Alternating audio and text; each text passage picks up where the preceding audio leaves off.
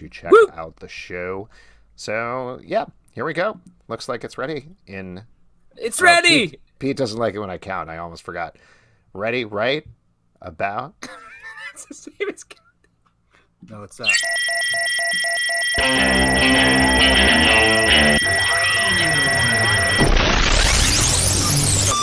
What is up, everybody? Welcome to Comic Book Club. I'm Alex. I'm Justin. I'm Pete. And we're coming to you live from a couple of places on the internet. We're live at Crowdcast. We're live at YouTube. You might be listening later at a variety of places. That is all good. We have a great show for you this evening. With some great guests. We do. But before we get into it, once a month, we pay tribute It's how I mark time in my life. It's how I mark time in my life. To some of our lovely Patreon supporters. You can support us at patreon.com/comicbookclub. We say a thank you to them once a month. So we murder their names. It's murder them. Absolutely. Just destroy them. But why don't we go through it, because we got a lot of them, and we really appreciate all of their support. Kicking it off with Oidis Larson, Aaron C. Hollis, Aaron Howarth, Adam DeRose, Adam Horowitz, Adam Marks, Adriel Moreland, Alana Fontnot, Amanda Harris, Amy Gonzalez, Andrew Primo, Andrew Tillman, Beer Cat PhD, Benjamin Brown, Carly W., Carrie Matthews, Chelsea Mack, Chris Leatherman, Christina Jarmilo, oh, I love every time, Chris Terlizzi, Clemens Luer, Corby Dorby Doodle, Curtis LaRock, Deman Ryan, Dan Snow, Daniel Cabral, Daniel Fuentes, Danny Heck, Debbie Gloom, Dennis Scott, Derek Mainhart, Dylan LJ, Eduardo Martinez, Emmett Quish, Aaron Dorian shouts, Jeffrey Risher, Gerard de Villiers, Isaac Carter, Jake Fry, James Connolly, James Kurtz, Jason Donahue, Jeffrey Whaley, John George shouts, Jonathan Jong, Jonathan McCool, Joshua Gibson, Joshua W. Broxson, Julian Lobato, Catherine Anderson, Casey Newhaven, Kevin Grimes, Kevin Kleinrock, Kieran Broderick, Cody Thomas, Lee Brown, Luana Thomas, Lucas Inc., Mark Zeller, Matt Tice, Megan Thigpen, Michael Tillman, Mitchell McDonald, Nathaniel Diaz, Nelso Kelso, Nick Grayson, Off-White Savior, why? official CBC chef Brett Macris, Omnia Soul Art, Oren Dix, Pablo Martinez, Pedro A. Rangel, Pete's Pretty Kitty, there it is, Primetime Paulie G, Provocative Ambulance, ooh, love it, nice, Rev Mikey, Robert Pedinato, Sarah Schottmuller, Sarah Schaefer, Scott Carpenter, Scott England, Stanley, Tamila Rush, Taylor Bryan, Terrible Jason, The Big Flood, The 12 Badge, Thomas Glenn, Victor Perez, Will Buchanan, Zika's Viral Comics. and thank you to all of you, as well as Thank you everybody who supports us on Patreon. Even if we didn't read off your name, really, we could not keep this show and all the shows we do going without your support. Again, if you're and just as tuning... always, one of those names is fake, and if you can find it, you win a prize. Oh, no, really? Yeah, it's a secret name quiz we've been running for years. We have? Yep, I have. Oh, It's not. If you're just tuning in, those are all people that support us. Yeah.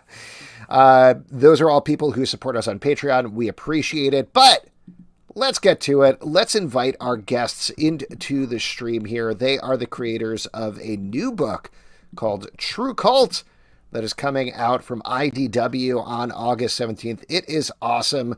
Ladies and gentlemen, Scott Bryan Winston and Liana Kangas, I believe, is also here as well. Scott. Awesome. Yo. Hello. You're on the stream. Hello. Welcome. How are you? Good. What's happening? Oh, my gosh. And Hey. there's Liana. Hello, Liana. Hi.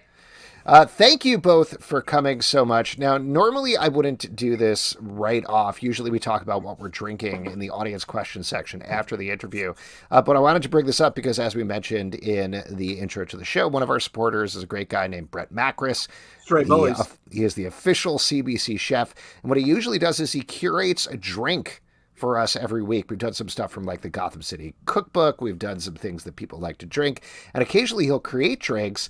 And this week he created a drink called the True Cult Sour that I wanted to pass by you guys. Nice. I'm going to see if I can bring up the recipe here so we can show it to everybody who's watching live. So there we go. This is the True Cult Sour with the little swigglies under True and Cult because there's V's under both of it. Anybody who is wondering about that. It's That's a rye horrible whiskey, typo. lemon juice, simple syrup, and I looked this up. It's orgeat in France. So you drop the ingredients in a shaker with ice, pour it into a prepared chilled highball, order with a side of fries and a double bacon cheeseburger because most of the book takes place at a fast food restaurant. I have one of them right here, and it is delicious, just like your incredible comic book. Oh, nice. Thank you. Thank you so much. That is There you go. so fucking cool. So cool. So yeah, there you go. The True Cult Sour if you want to make it at home. But let's talk about the book itself, which, like I said, is also awesome and coming out on August 17th. I don't want to spoil too much of it because it's still a couple of weeks away, but it kind of missed crime, a little bit of cult, as you could probably tell from the title. It's a little bit like, in my mind, Clerks, Reality Bites kind of thing, maybe a little bit going on there. Where did it start for both of you? Where did the idea start and how did it develop? Scott and I met at a con, I think a while back when I was living in the tri-state area, and he introduced himself. Like, I was like, oh, I'm actually a fan. I have one of your books too. This is great. And we connected and ended up doing an anthology together briefly called The Good Fight. And we were kind of doing signings for, I think, that and Where We Live, and we just kept talking about wanting to work together. So I had told him one day that I really wanted to do a heist book, specifically mentioned Ocean's 11, and he was like, I have just the thing ready to go. Like, that's awesome. And the book, I mean, part of the book sort of is an Ocean's 1, or I guess like a pond, a small dirty pond one, if you could. That's can you talk about? So that's the heist part. Will there be more heists, or is that? That's the heist. You know, I'm a big fan of crime fiction, and I love heist fiction, heist movies, and I had always wanted to do something with that. But I was trying to think of a heist that I felt I was smart enough to figure out how to do. But also, because they get so complicated, right? Because they've been done so many times, they have to get more and more complex. And then I started thinking about, well, maybe not smart enough for me to do, but like, what's something that like maybe a normal person could figure out? And I just thought about, what if you just robbed every store in the strip mall back to back to back? Like, I bet if you watched it long enough, you could figure out the rhythms if you found the right one. And so that's where it came from. And originally the heist was going to be a big centerpiece in the middle of the miniseries. But we ended up just putting it in the second and third page and said, fuck it, let's just get it out of the way. And then the whole book will deal with the fallout from it. So smart. I love that move just because, and I say this in the best way, there are so many different things going on with this book, but like you're saying, you do start with this heist thing and then it pulls back in a certain way and you get this very slice of life, sitting in a burger restaurant, sitting in like a McDonald's type place. Have either of you ever worked in a restaurant like that, or have you ever worked retail? Was there anything that you were pulling on your experience there? Felt real for sure. Yeah, for sure. Yeah. I feel like we've both worked food and retail jobs, right? Oh, nice. So you really get the whole experience, if you will. I worked in a grocery store in college, so and I had worked in fast food in high school, so I have a wide range of all that. A lot of the things that constantly are brought up throughout the miniseries are direct things from like working in fast food. They talk about the bun order a lot, like how many orders you have to of buns you order from the wholesaler. That comes up a lot as a paralyzing psychological torment to figure out. So there's a lot of things like that come up throughout that are straight from those days. I worked at a Burger King in high school, so I identified, and I grew up in a small town upstate New York with a lot of mini malls that were Rob ready to be burgered. They're ready to go, ripe and ready. So I definitely felt connected to this, and just time to lean, time to clean. My manager at Burger King literally said that, and it's infuriating how cute people that say that think it is. Right. Well, talk a little bit about condensing that concept then. Once you realized, all right, we're going to get the heist out of the way in the first couple of pages, then move on to the tension of that laying in the background. How did that change how you approach the book? Well, I think originally I was like, oh, it'll be complex. It'll be 20 pages. It'll be a 5-issue miniseries. And the middle issue will be just the heist. It'll be like Rafifi or something. And this whole thing you build up to, and it'll be silent and it'll be great. And then we realized like, oh, well, if we're going to pitch the book, we just need, we just need to have the crime in the front. We haven't, we don't have enough of a body of work behind us where we can just say, trust us, it'll be awesome. So we're like, fuck it. We'll just put it in the first couple pages and, whatever. So that's what we did. We made it into 8 panels, or maybe it's 3 pages because there's some, after he leaves the stores, there's a little bit too, but nothing changed too much except I guess thinking about it in retrospect, I think about what would have happened in the 2 issues before it got to the robbery. Like, I don't know what, I'm not sure what I would have done. I don't know what I was thinking. So it worked out to be the book it was supposed to be.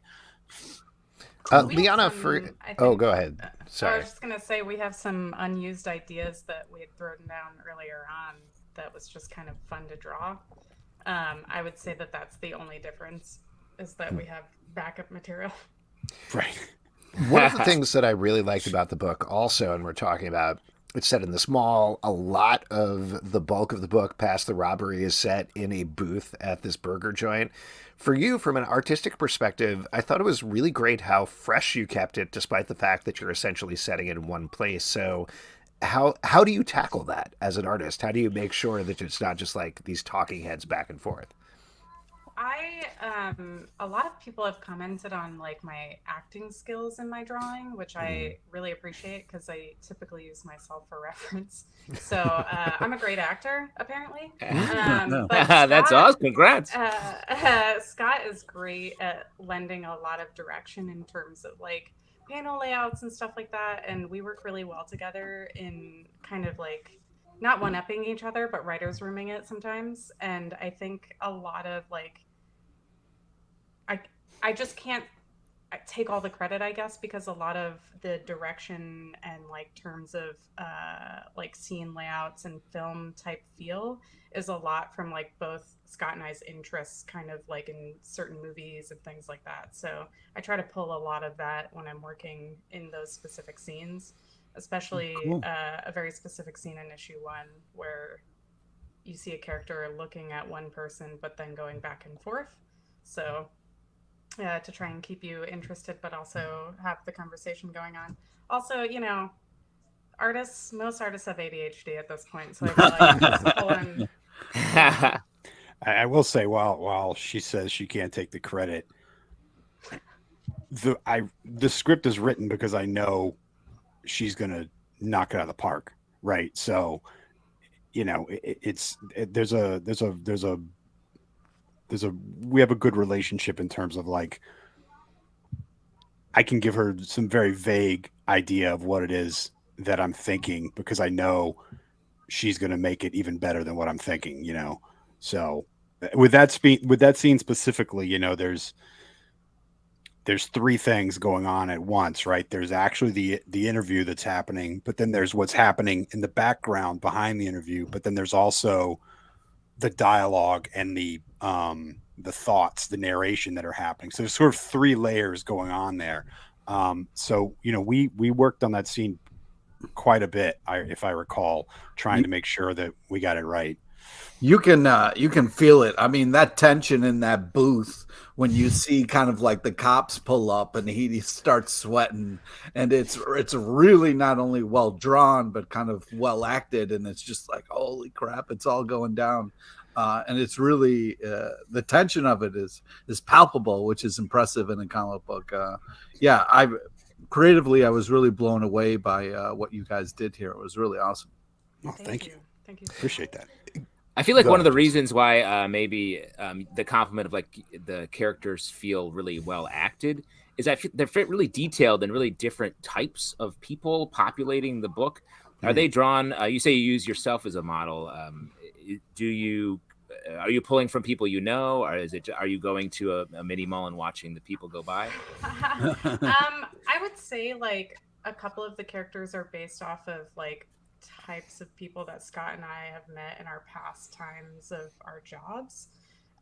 Marty's actually essentially an amalgam of a character description that he had mixed with like every dude that I've ever worked with in fast food, which I have a lot of stories of. And I would say specifically most of the main characters have some sort of like nod to someone that I know specifically, but I always try to like do the same for the writer as well. So, I mean, I feel like we have equal input in terms of character design and stuff like that. Can you talk about where the title comes from? And just to clarify for anybody listening who wasn't watching earlier, it's spelled TRVE KVLT, but pronounced True Cult, right? Yeah, so yeah. How did you end up settling on that? So that's like black metal slang for, you know, the most underground, right? Like I only listen to True Cult black metal, but it's spelled like that because you're taking the piss about people who actually feel that way.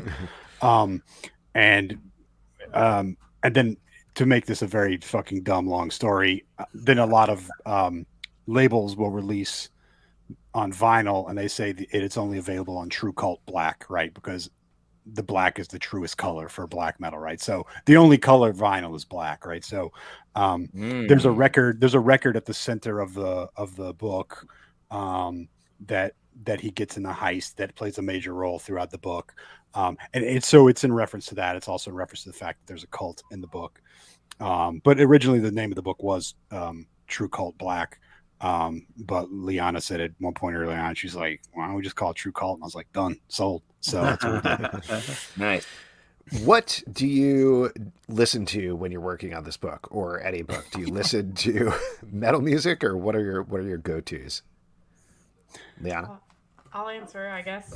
Sorry, I got really excited. I have a playlist for every character. I also have a playlist for the Kickstarter as well as, and actually that's something like I would hit up Scott and be like, okay, what would Bernice listen to? And so he'd give me his list and I'd add my list too, because I feel like we get the characters enough equally and then, you know, throw all that.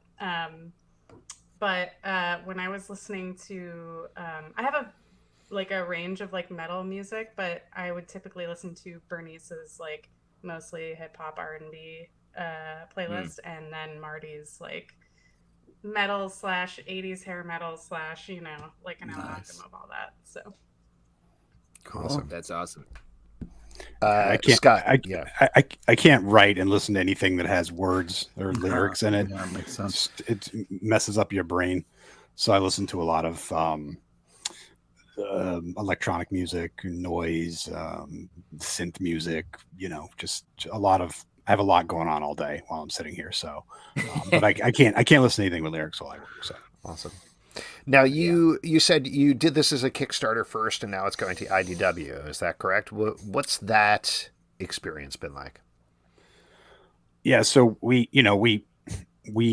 had a few publishers interested, and then COVID happened, and the publisher that was most interested was like, well, I can't really say what's going to happen now because we're canceling a lot of books and blah, blah, blah. And so we just said, you know what? We don't know what's happening. Let's just do this book. We'll do it how we want it, you know, exactly the way we want it. We'll do a Kickstarter. And that's what we did. And then IDW actually got in touch with us the day we launched the Kickstarter. Oh, wow. And yeah, they got in touch and they're like, hey, what's up with this book, you know? So we've been that takes some of the pressure off, I would think. Right yeah, totally. Yeah, we had a few other publishers get in touch too, which always is a good feeling, right? Like, oh, okay, yeah. All right, you know. But yeah, they were interested from the beginning, and then Mark Doyle, who is executive editor of Black Label and Vertigo over at DC, he took over started IDW Originals. Over at IDW, and he called me and said, what do you got? You know, he's like, what's going on with True Cult? Because he had heard, I had talked to him about it previous. And I said, well, actually, IDW's already been asking about it. He's like, let's talk about it. So we really got kind of moving then. And we had signed our contract with them before we finished the last issue, but we told them before, like, we're going to finish it our way before we do anything with IDW. So that's what we did. And I was going to say, it's the first issue has so many sort of twists and turns. I would not have predicted we end where we begin without spoiling anything. Is that what we can look forward to going forward for the rest of the series? And is there a larger world beyond what you have for this series? Absolutely. We have a lot of special content specifically for IDW. So, like, even though the backers for True Call on Kickstarter got to see what they think is the whole story, we actually have a whole bunch of additional pages and stuff for the print edition with IDW. And we thought that was a really cool way to like offer that versus and Scott has an entire universe blocked out for this book, I feel like, but every issue is, I think, packs a major slap at the end, so you know. Packs there's a lot of weird stuff that happens. We just kept filling it up. We just kept saying, like, let's just make every page fucking fun to read and weird, and make the issues worth rereading multiple times to go back and really try to find the hidden things, because there's all sorts of stuff in all the panels hidden around, just little things to find, because Liana has such an attention to detail too, and we just everything is just, we want to like pack it in, we want to make it worth the reader's time.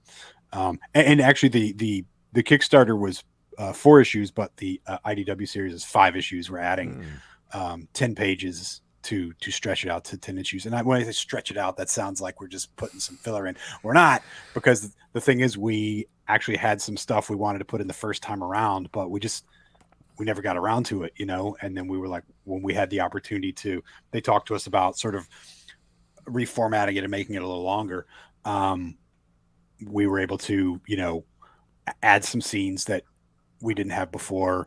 And there were 1 or 2 places where, like, of course, after we finish it, I'm realizing, man, that fucking sucks. And like, we still got to like fix, we got to fix some things, and like, hey, can we add a page here to just make a nice transition? Like, just little things like that. But overall, it's much more cohesive, I think. And hopefully it'll be a really worthwhile reading experience for everyone. One of the things I'm sorry, go ahead. Oh, I was just gonna say, it's a surreal experience to watch it get a second life, even like not even that it was dead in the water, but that it's like like 2.0, Right. And like people have already read it. It's been available to read for a year, and people have already read it, and they're fucking psyched about buying it and reading it again, so it's like, that's a good feeling.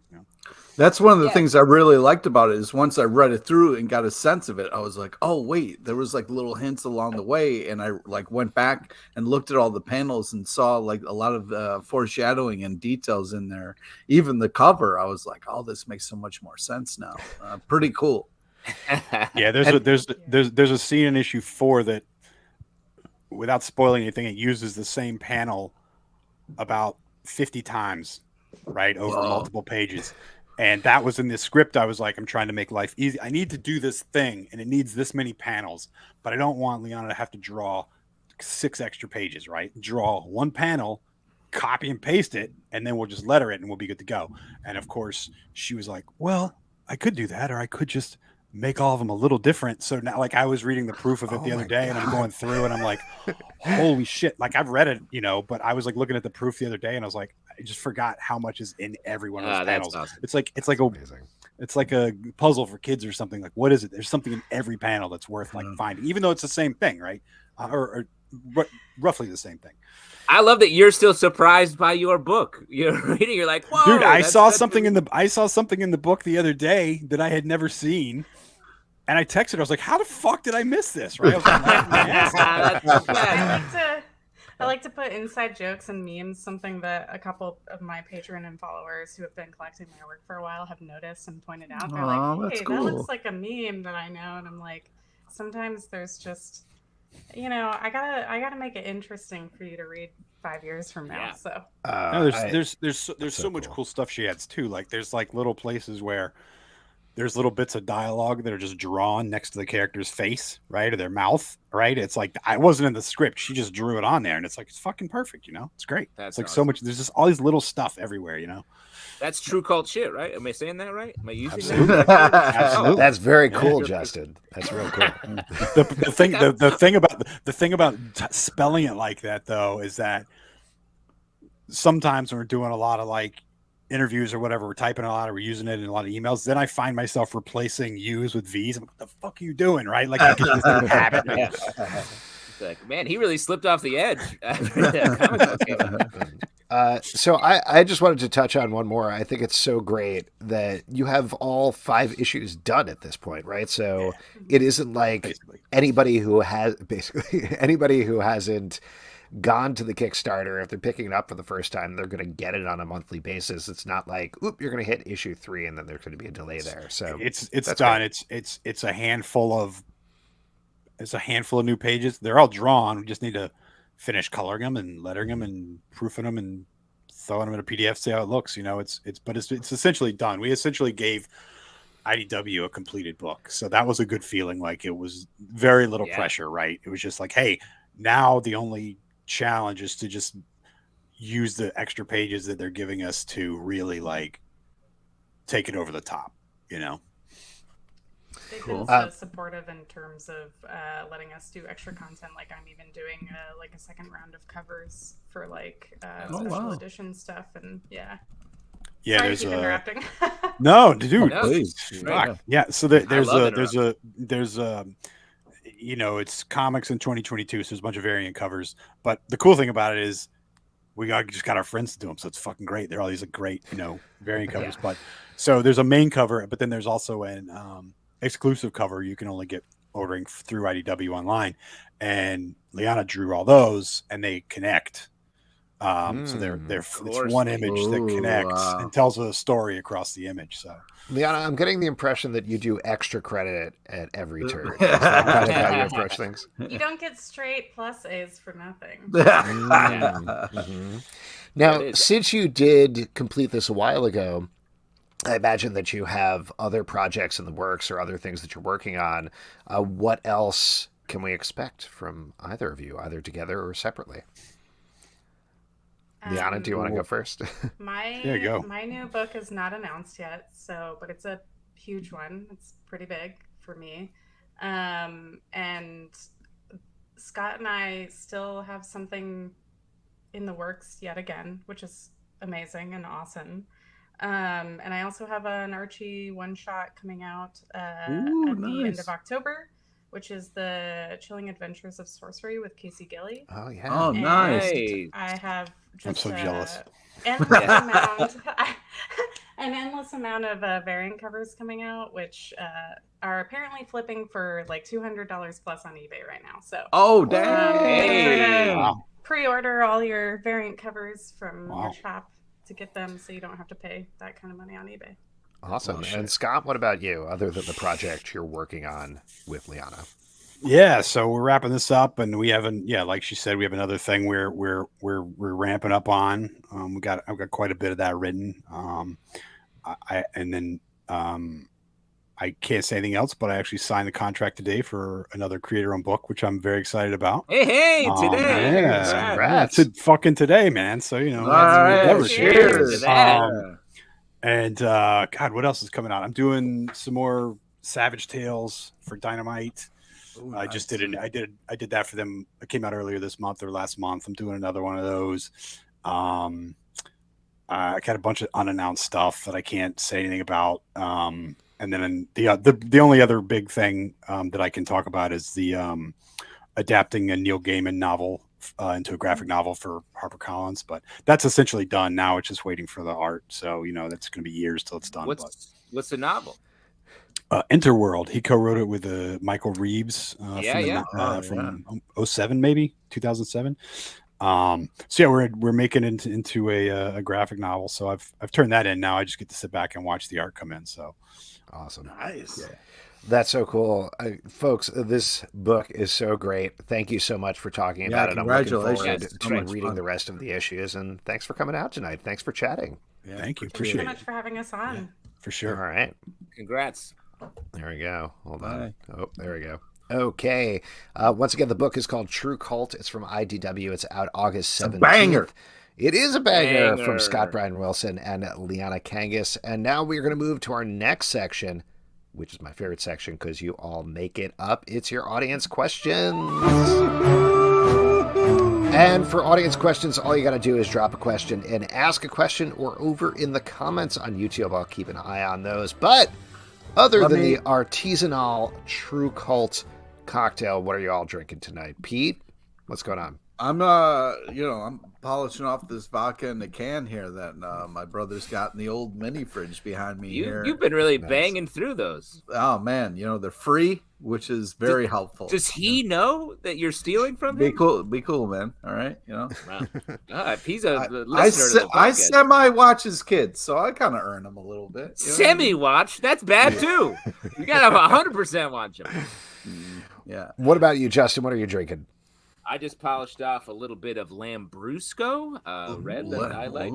That's a lightly sparkling red, not sweet. And then I'm getting into one of my favorite beers, the Grippa Grapefruit IPA from Cisco Brewery in Nantucket. Cracking it.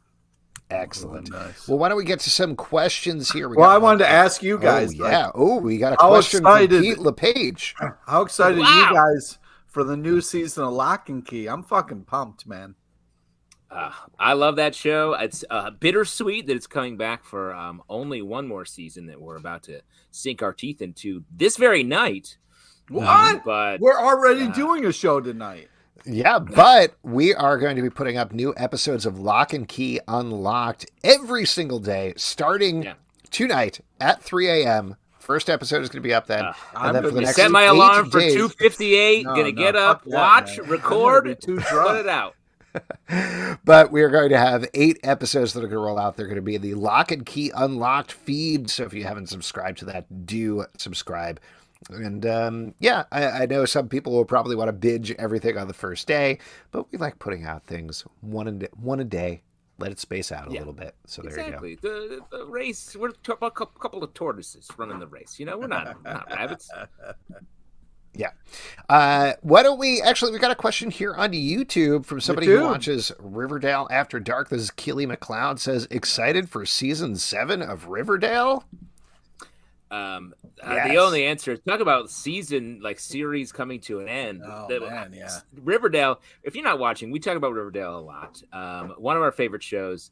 It's insane in a way that no other show is. And to the idea that they're sitting down in the writer's room to be like, all right, who's got the last idea they have for Riverdale is wild. They're going to do everything and going to end in a place that I'm sure is going to be totally unpredictable. It is very funny to me that people are like, are they? So for those who haven't been paying attention, the short version is the cliffhanger at the end of season 6 is they're now in 1955. They're back in high school. The only person that remembers that they were adults at one point is Jughead. And we should say also, just so you know, they were in high school for some of the show, then it time jumped forward and they were adults who were divorced and shit. And now they're moving back to high school in the 50s after, light spoiler, a meteor almost destroyed just the town of Riverdale. Right. So it is very funny to me that a lot of the discussion right now, given that there's probably going to be 22 episodes, or honestly, if there was even 13 episodes or 10 episodes, they're like, they're going to be in high school in the 1950s the entire season? No, they're going to put everything on the table. They're going to do whatever. They'll have cell phones. Yeah. They do whatever they want. Do you really think it's going to be like Grease the entire time? It's not. It's going to go crazy. Yeah. People are going to get murdered and explode, and there's going to be gnomes that dig their way out of the ground. So Grease. Whatever. Yeah, they should do Grease. They might do Grease, the musical, for the musical. I'll tell you what, somebody asked me that on Tumblr. They were like, because people have been asking. Tumblr. What? I love Tumblr. Alex on still get faxes? What year do you live in? Listen, I'm on a lot of social media, all right? But my point is that a lot of people have been asking about Grease for years. And when they were like, hey, do you think they'll do Grease this year? And I think my answer was like, Well, that doesn't make any sense because they're in 1955 and Grease didn't come out into the 1970s. Though now that I think about it, Jughead remembers, so maybe you could pretend that Grease is his and he could write down Grease and they can do Grease. And okay, fine, they're probably going to do Grease. Honestly, that's the best opportunity for Jughead to write something that anyone likes. Come on, man. Biff Tannen, come on, the great work of the last 20th half of the 20th century. He's not even going to tell anybody. He's going to be like, I wrote this great musical. It's called Grease. Enjoy it. They're like, oh, so it's about right now? And he's like, yeah, it's very nostalgic. They're like, for yesterday? What are you talking about? And then there's going to be another Jughead who writes Grease too. Yeah. Anyway, I'm very excited. I don't know how they're going to tie it up. I don't know what they're going to do. It's going to be great. It's going to be wild. Why tie it up? Why tie it up? Exactly. Why tie it up? Why tie it up? This is from Stray Bullet over here on Crowdcast. Since Comic-Con, some of the Marvel actors keep accidentally dropping major news while they're in the middle of interviews. Do we think those are really accidents? Eternals too. Now the Punisher news from Rosario Dawson. Congrats, Pete. Is this just a way to build hype and get exposure without the huge panel announcements? I'm going to throw something out at you. I think both Patton Oswalt and Rosario Dawson are too online and both made mistakes, is what I think happened here. I agree. The Patton one felt so small of an announcement, like it felt more casual. The Rosario one, I feel like you could make a case it was planned, but they felt unplanned to me. They definitely felt unplanned. Just if you haven't caught up with them, so the Rosario Dawson one actually was incorrect. I'm very sorry, Pete. But apparently what happened was... You knew when it happened. I mean, she was like, oh yeah, I just found out. And I was like... So she was on a panel at C2E2 to give anybody the background on this. And she said, I just found out that the Punisher is coming back as John Bernthal. I haven't gotten to do stuff with him. Come on, let Claire Temple hang out with John Bernthal's the Punisher. Going to be so cool. Everybody lost their minds. And then at like 2:30 a.m., she was like, sorry, some fan told me that at the signing table. Probably should have just listened to fans. I didn't realize that wasn't true. So that's not true. The other one was Patton Oswalt went on, I think, the Today Show, and they asked him about Eternals, and he was like, yeah, I think they've announced that Eternals 2 is coming from Chloe Zhao. Very excited to bring more Pip the Troll into the Marvel Universe. And I think, frankly, what happened was there was one of... So, you know, the account Discussing Film, there's a bunch of fake accounts that have too many U's and S's in them, and they keep putting out fake information. And one of them went super viral with a thing saying that Chloe Zhao was coming back for Eternals 2, and it was announced and linked to Deadline, but not actually linked to Deadline. I guarantee you Patton Oswalt saw that tweet and was like, oh, great, more for me. And then talked about it on the Today Show. That's exactly what happened. Well, it's just... Wow, so you think neither's happening? Here's the thing. Both of them, totally reasonable things to actually happen at some point. But I don't think Patton Oswalt or Rosario Dawson leaked them. I think fans told them and they saw tweets. Well, here's the thing. Punisher on Disney Plus, I don't buy it. I don't think they'll do that. No. I mean, so that it's one crazy I feel like that Deadpool's there right now. I couldn't believe that Deadpool is there. But Punisher coming back in the Daredevil series, Punisher coming back in like a Midnight Suns movie or something like that. Any of that could happen. That definitely could happen. But as Justin knows, actors are out of their fucking gourds. You know what I mean? Like they don't fucking write this stuff. They just read it out loud. So like they'll fucking say anything to me. Yeah. My eyes are crossed right now, aren't they? Yep. This isn't exactly a question, and I don't want to blow up Pete's trivia later, but just in case not, we got a rip Olivia Newton-John from Easy Reader. I guess that came out of the discussion about Grease. Pete, were you going to bring that up? Was that your secret celebrity later on? Yeah. Spoilers. Jesus. Oh, boy. Okay, so we'll pay tribute to her later with trivia. Right. All right, Pete. The ultimate tribute to any performer is to be featured in Pete's trivia. Yes. Someday, I and Alex hope to be featured in one of the last versions of Pete's trivia. Oh man, what is suitable? There's been a lot of talk today. We've talked a lot about what we're going to do when we die to each other. That's true. This very That's day. true. I don't. Maybe I'm feeling morbid, but I would like Pete to do trivia, a secret Justin quiz at my funeral. Really bother everyone like that. This one over here is from Kevin. What are some of your... I don't know where this is coming from, but I'm curious to get Kevin to clarify the comments over here. But what are some of your favorite comic stories told out of chronological order? What? I guess that would mean... possible. Well, I think a lot of stories, like where you see like the present thing and it's like surprising, and then you jump back in time to find out how you got there. That's what you're saying. Okay. Right, or jumping all over in time. Like, wasn't Spawn doing that? Wasn't that the whole deal with the clock? He was jumping all over the place, or was it chronological? Yeah, what was the deal with that clock? I'll throw out, maybe this is what it's actually inspired by, but recently we've talked about every issue of Batman Killing Time. Just the one I was going to say that. Take it away, Justin. No, you got it. You beat me to it. You won the prize. Tough talking.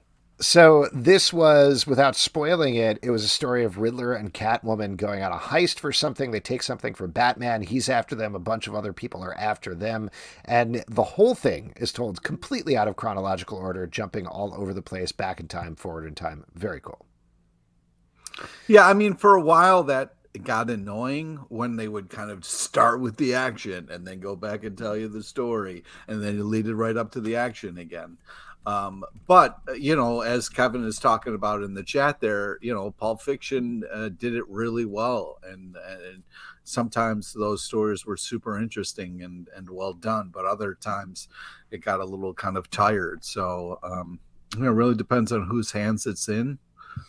But yeah, like a lot of things, you want to have it in good hands.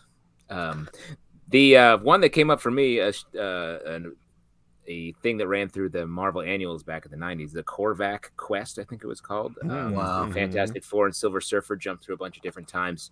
Reed Richards spins a blast from the Ultimate Nullifier through different time periods to win. That was very cool. But I feel like so many comics it's about time travel right now. It's such a thing. Yeah, I mean, most Kang stories are told out of order to that point. You're talking about Krang? Yeah, Krang stories. Nice. My favorite. I can't wait for the MCU movie that focuses exclusively on Krang. We got one last related one over here on YouTube. All in the Game says, was I the only one who assumed the Eternals, when announced in the first, would be the precursor to the MCU's X-Men? I mean, I wouldn't say necessarily that, but just to pivot off of that, when do you think they're actually going to announce X-Men? Or how do you think they're going to announce X-Men? Well, now that we have a little more information, we've certainly talked about this a lot, but getting into spoilers here, it was introduced that Miss Marvel is a mutant or has mutant genes or something like that. Like that's I still don't buy it. You still don't buy it, but they played very the slowly seeding this in. They played the riff, man. So that's just a music cue. That's anybody could do that. We can play that now. Doesn't mean we got a mutant here, though. I'm a mutant, I should say. Well, what do you think, Pete? When are they going to introduce X-Men into the MCU? All right, let's see. It's the 9th, so I'm going to say 2025. Oh, great.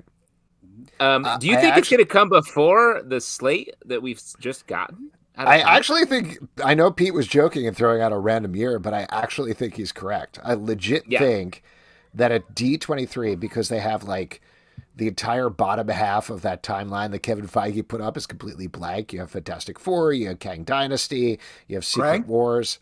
Krang Dynasty, yes, exactly.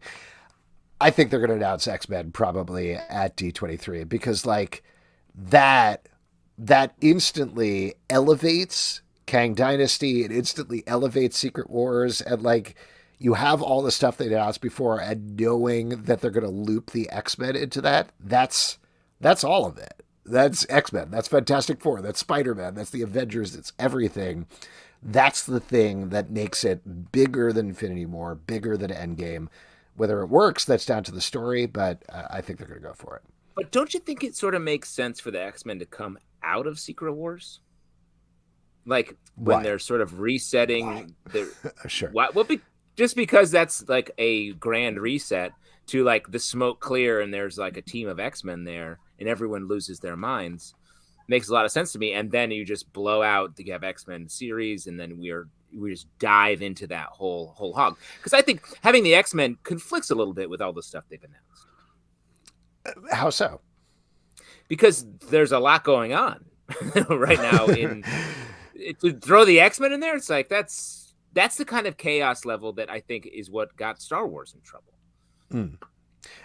Potentially, but I think so far What are you? You're on, but you're like, bring it all now. Bring it all now. Give it to me all. I have a limited amount of time on Earth, as we've established earlier on in the show.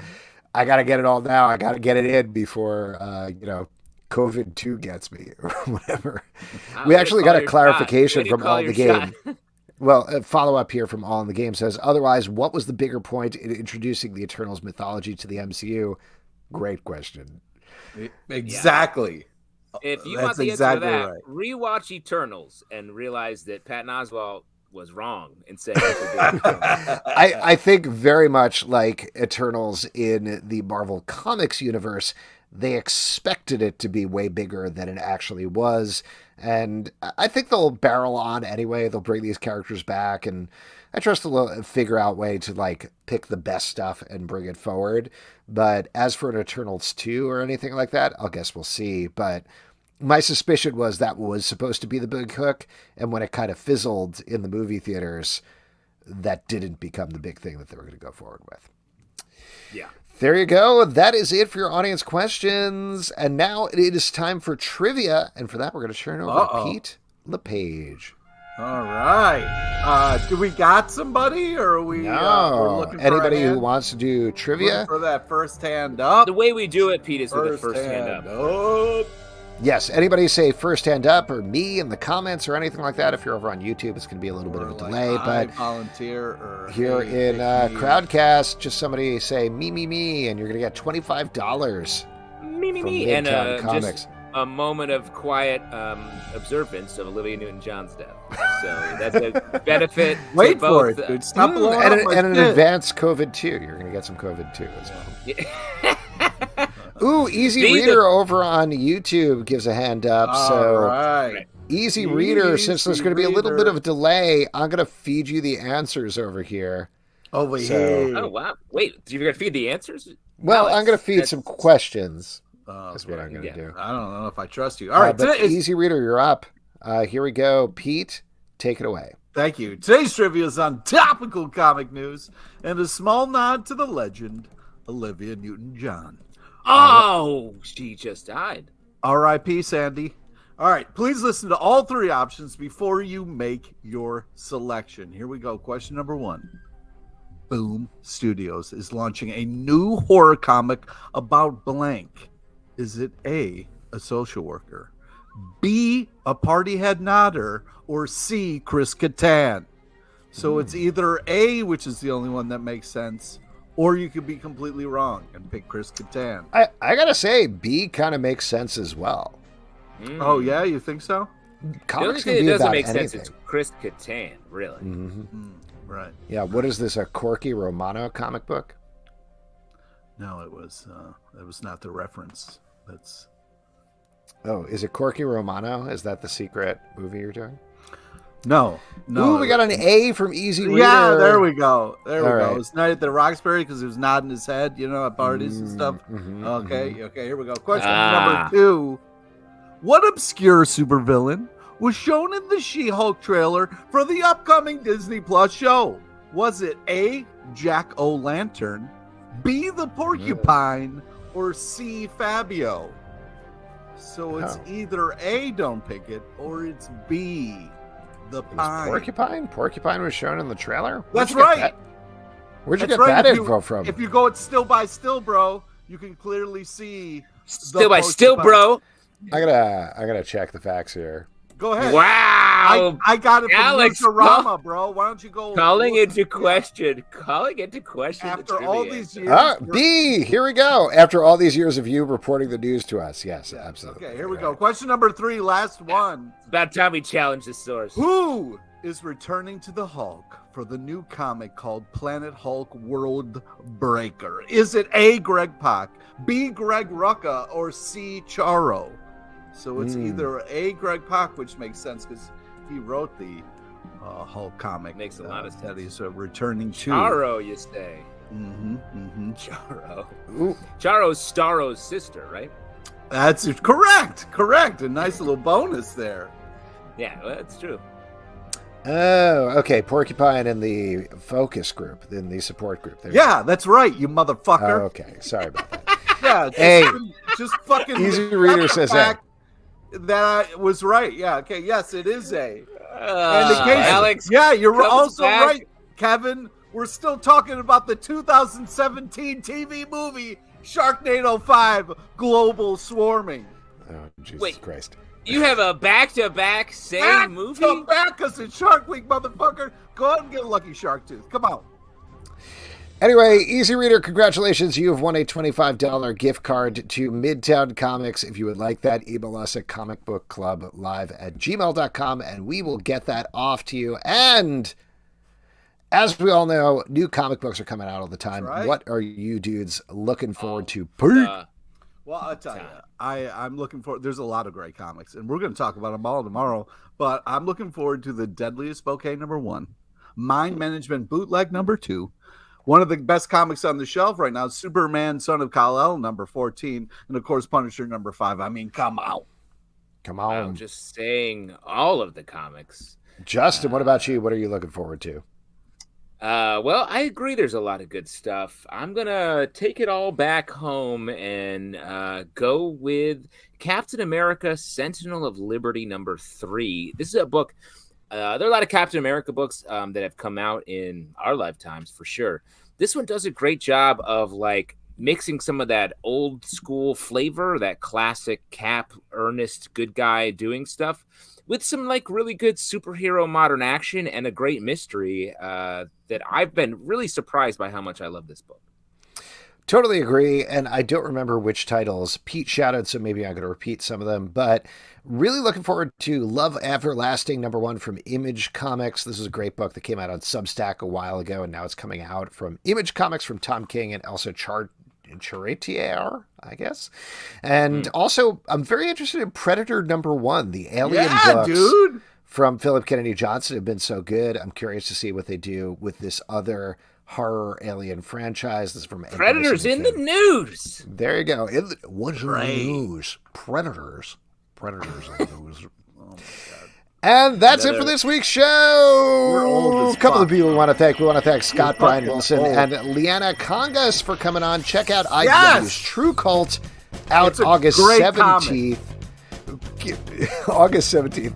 Next week on the show, two guests are going to be Russell Nohelty is going to be here to talk about Ichabod Jones, Monster Hunter, and friend of the show, Ramsey Hassan, is going to be here to talk about his story in Edge of Spider-Verse. Also, as mentioned earlier on, Lock and Key Unlocked, our Lock and Key podcast is back, starting tonight for the next 8 days, so check that out. New season is fire. The Doom Room, our Doom Patrol podcast, check that out every Thursday, or you can get every single episode of our recap by going to patreon.com/Comic Book Club. If you'd just like to subscribe and follow this podcast, Apple, Android, Spotify, Stitcher, or the app of your choice, at Comic Book Live on Twitter, Comic Book Club Live on Instagram, comicbookclublive.com for this podcast and many more. Until next time, good night. Good night, we're out! They sit on cracked couches and they let the secrets leak. And occasionally they'll let their special guest speak. So grab your inhaler and don't be late for it, 'cause their girlfriends can barely tolerate it. Comic Book Club. Comic Book Club. Comic Book